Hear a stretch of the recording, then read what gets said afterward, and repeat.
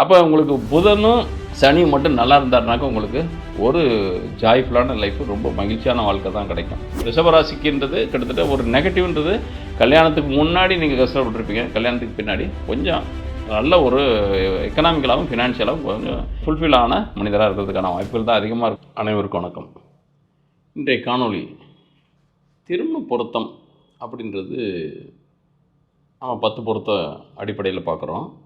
அதில் துல்லியமாக வருமா அப்படின்னம்னாக்கா வெறும் நட்சத்திரமோ ராசியோ பொருந்தி வந்தால் திருமணம் பண்ணலாம் அப்படின்றத காட்டிலும் அடுத்து நீங்கள் ஜாதக ரீதியாக உங்களுக்கு எப்படிப்பட்ட அமைப்பு இருக்குது, திருமணம் யாரை நீங்கள் செய்ய முடியும், செய்யலாம் அப்படின்றப்ப, செய்யலான்றதை விட இந்த இடத்துல என்னென்னா எப்படிப்பட்ட மன வாழ்க்கை அமையும் அப்படின்றது மட்டும்தான் நம்ம டீட்டெயிலாக இதில் ஆராய்ச்சி பண்ண முடியும். ஆராய்ச்சி பண்ண முடியும் அப்படின்றத காட்டிலும் என்ன ஃபேக்டோ அதை அறிஞ்சிக்கிறது, தெரிஞ்சுக்கிறது நல்லது. அதன் அடிப்படையில் பார்க்குறப்ப உங்களுடைய ஜாதக கட்டத்தின் அடிப்படையில் தான் உங்களுடைய மன வாழ்க்கையோட அமைப்பு நிர்ணயமாகும். அந்த மன வாழ்க்கை அமைப்பு எப்படி இருக்கும், ஒவ்வொரு ராசியினர்களுக்கும் எப்படி இருக்கும், ஒவ்வொரு நட்சத்திரத்தின் அடிப்படையில் பிறந்தவர்களுக்கு எப்படி இருக்கும் அப்படின்றது இது ஃபிக்ஸடு. இதில் ஏதாவது மாறி வருமானாக்க உங்களுடைய மாறி வர்றதுக்கான வாய்ப்புகள் கிடையாது. ஆனால் ஏற்ற இறக்க அமையறதுக்கான வாய்ப்புகள் அதிகமாக இருக்குது. ஏன்னாக்கா அது அந்தந்த கிரகங்கள் இருக்கக்கூடிய திசா புத்தியின் அடிப்படையிலையும், அந்தந்த கிரகங்கள் இருக்கக்கூடிய இடம் எந்த மாதிரியான இடத்துல இருக்காங்க, அப்புறம் என்ன மாதிரியான திசா புத்தி அட் ப்ரெசண்ட் நடக்குது, அதன் அடிப்படையில் நம்ம பார்க்குறோம். அப்படி பார்க்குறப்ப உங்களுக்கு ஒவ்வொரு ராசிக்கும் ஒவ்வொரு நட்சத்திரத்துக்கும் உங்களுடைய லைஃப் பேர் எப்படி இருக்கும்னாக்கா எப்படி அமையும், அது விருப்பப்படி அமைகிற திருமணமாகவும் இருக்கலாம், அல்லது அரேஞ்சு திருமணம் பண்ணக்கூடிய அமைப்பாகவும் இருக்கலாம். அப்போ விருப்பமாக அரேஞ்சா அப்படின்றது அது பாவங்களை தான் சொல்ல முடியும். பாவங்கள் அப்படின்றது 3ஆம் இடம் ஸ்ட்ராங்காக இண்டிகேட் பண்ணால், 3ஆம் இடம்ன்றது உங்களுக்கு புதன் தான். அவர் ஸ்ட்ராங்காக இண்டிகேட் பண்ணாருனாங்க அதிகபட்சம் அரேஞ்ச் மேரேஜ் வர்றதுக்கான வாய்ப்புகள் இருக்கும். 5ஆம் இடம் ஸ்ட்ராங்காக இண்டிகேட் பண்ணால், 7ஆம் பாவத்தோடு தொடர்பு பெற்றால் உங்களுக்கு காதல் திருமணம் நடக்கிறதுக்கான வாய்ப்புகள் இருக்கும்.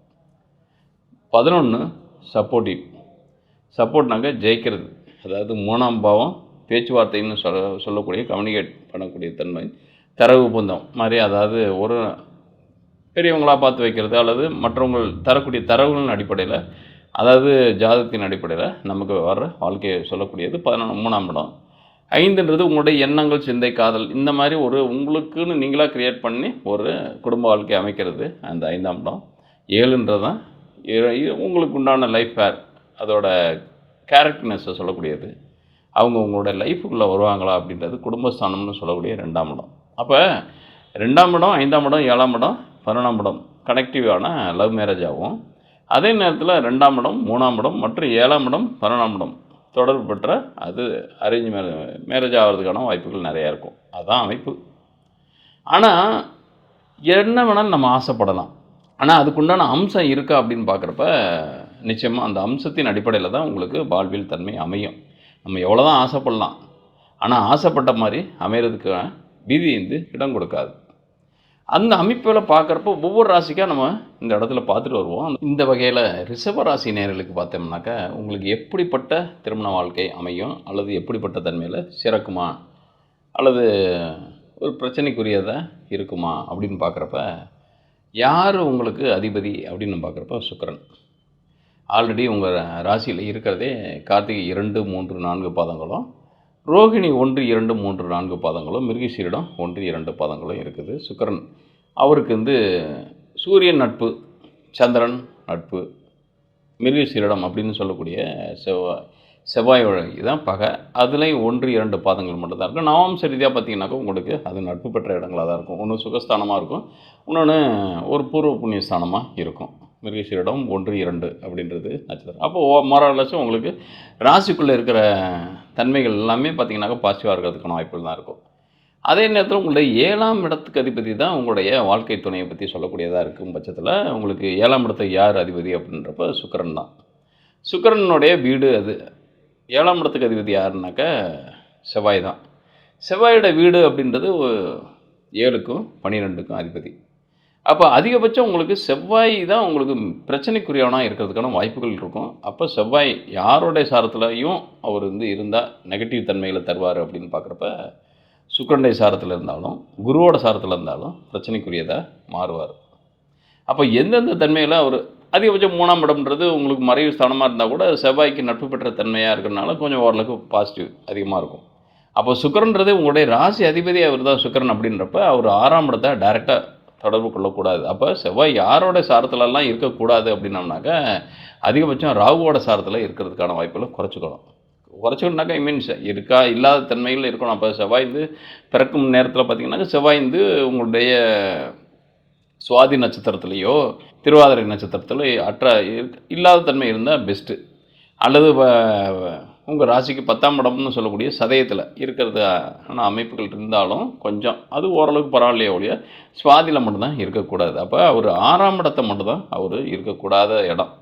அப்போ உங்களை பொறுத்த வரைக்கும் நல்ல திருமண வாழ்க்கை அமையுமா அல்லது ஒரு பிரச்சனைக்குரிய திருமண வாழ்க்கை அமையுமா அப்படின்றப்ப உங்களுக்கு 7ஆம் இடத்துக்கு அதிபதி தான் கார்னர் பண்ண போகிறாரு, அந்த இடத்த டிசைன் பண்ண போகிறாரு. அவர் யாருனாக்கா செவ்வாய் 6ஆம் இடத்தோடைய 8ஆம் இடத்தோடைய அப்போ சுக்கிரன் மற்றும் குரு கூட தொடர்பு பற்ற தன்மையில் இருந்தார்னா போதும், அது நல்ல திருமண வாழ்க்கையை தரதுக்கான வாய்ப்புகள் இருக்கும். இதே நேரத்தில் உங்களுக்கு உங்களுடைய ஒவ்வொரு நட்சத்திரத்தின் பாதத்தின் அடிப்படையில் பார்க்குறப்ப உங்களுக்கு கார்த்திகை 2 அப்படின்றப்ப மட்டும்தான் உங்களுக்கு குருவோட ராசியில் மட்டும்தான் கேர்ஃபுல்லாக கவனிக்கணும். குருவோட ஸ்டாரில் யார் இருக்காங்க, முக்கியமான கோள் செவ்வாய் குருவோட ஸ்டாரில் இல்லாமல் இருந்தாலே போதும், உங்களுக்கு மகிழ்ச்சியான திருமண வாழ்க்கை நடக்கிறதுக்கான வாய்ப்புகள் இருக்கும். அதே நேரத்தில் குரு மறையாமல் இருக்கணும். இன்னும் சொல்லப்போனால் செவ்வாய் உங்களுக்கு 8ஆம் இடத்துக்கு அதிபதி தான், 11ஆம் இடத்துக்கு அதிபதி தான்.